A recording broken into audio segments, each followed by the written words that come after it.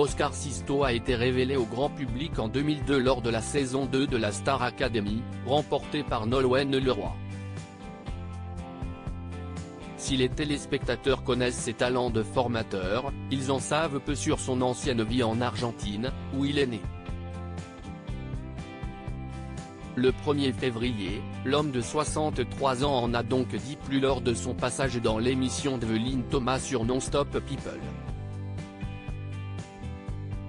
Et certaines de ses confidences font froid dans le dos.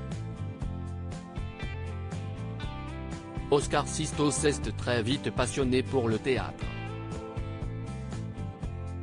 Mais, avant d'évoluer dans ce milieu, il a fait des études d'architecture.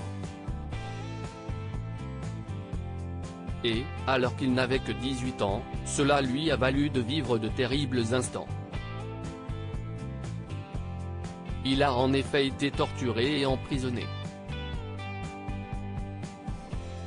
J'étais à la fac d'architecture et c'était déjà une raison valable pour être torturé, emprisonné parce que ce sont des gens qui pensent.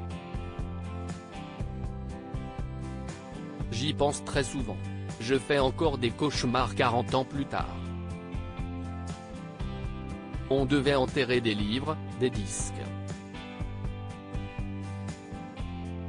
A-t-il tout d'abord expliqué après que la présentatrice a rappelé qu'à l'époque, le pays était sous la dictature de Jorge Rafael Videla Redondo, qui dirigeait le pays après un coup d'état militaire et la destitution d'Isabel Martínez de Perón. Oscar Sisto reconnaît qu'il a été un peu secoué lors de son emprisonnement qui a duré pas longtemps. Je n'ai pas été à Alcatraz non plus. Mais vous n'êtes pas sûr de pouvoir sortir vivant de là, a-t-il poursuivi. Fort heureusement, il s'en est sorti. Il a ensuite dû se reconstruire et a mis des années à en parler à ses parents.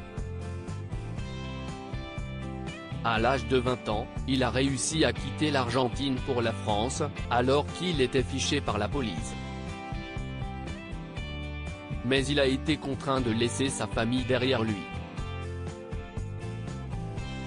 Je ne les ai pas vus pendant 7 ans, a-t-il déclaré. Une période très difficile sur laquelle il est revenu avec émotion.